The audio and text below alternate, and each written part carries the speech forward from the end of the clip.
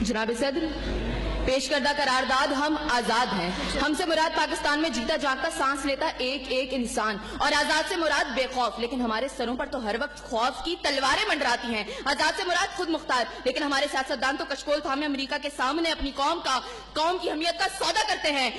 आजाद से मुराद किसी के ताबे ना होना, लेकिन हम तो आज भी उन्हीं जागीरदारों, उन्हीं वडेरों, उन्हीं लुटेरों, उन्हीं जाबिर, उन्हीं जालिम, उन्हीं बेहिस और बेबस हुक्मरानों के ताबे हैं। तो मंतक की एतबार से करारदाद अभी और इसी वक्त मुस्तरद होती है। अगर ऐवान में बैठा कोई एक नौजवान भी खड़े होकर ये कह दे कि हाँ, जितनी आजादी हमें मिली है इतनी ही काफी है, तो मैं अभी और इसी के वक्त यहाँ के बजाय वहां खड़ी हूँ। लेकिन जनाब सदर, हम आजाद नहीं। और ये किस आजादी की बात करते हैं जिस मुल्क में वाटर कूलर से लटकते हुए गिलास को भी जंजीरों में जकड़ के रखा जाता हो, उसमें इंसान क्या और आजाद होंगे?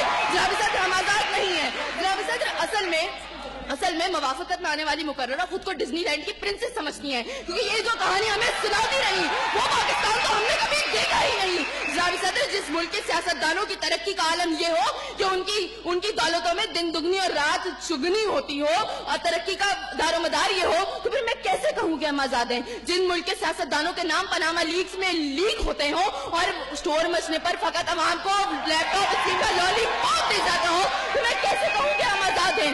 जनाब सदर, जिस मुल्क की हुक्मरानी और हुकूमत का ढांचा तक बैनुल अक़वामी इस्तेमार ने बनाया हो, तो फिर मैं कैसे कहूँ कि हम आजाद हैं? जिस मुल्क का अदलिया का सिस्टम तक किसी और का लिया हुआ हो, तो मैं कैसे कहूँ कि हम आजाद हैं? जनाब सदर, और जिस आजादी की ये बात कर रही थी, जिन हरी झंडियों की बात ये कर रही थी, जब कल यही झंडियां हमारी पैरों के तले रोती जाएंगी और कोई उनको उठाने वाला ना होगा, तो फिर मैं इनसे पूछूंगी कि अरे कौन सी आजादी?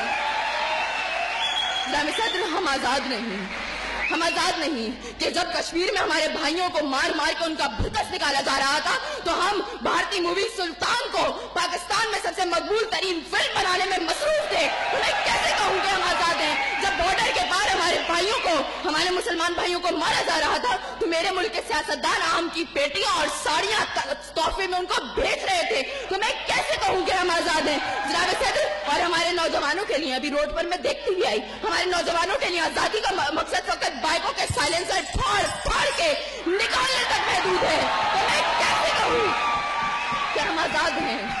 और जनाब सदर, जिस आजादी की बात करती है, शायद वो फकत सिर्फ दहशतगर्दों को हासिल है, क्योंकि उनका जब जहां जिसको दिल चाहता है मार देते हैं और बड़ी आजादी से आकर मीडिया पर कहते हैं हाँ जिम्मेदारी कबूल। तो जवाब में हमारे सियासतदान फकत मुजम्मत करके नजर आते हैं। अरे कौन सी आजादी जिस देश में हर सिमत बर्बादी के साए हो और मुल्क के हर कोने में जुल्म और जबर के बादल छाए हो? तो मैं कैसे खुद को आजाद कहूँ जहाँ हक को हक कहने में जबान मेरी थर्राती है? मैं उस देश का बाकी वासी हूँ जहाँ मौत खुशी से आती है। मैं खुद को आजाद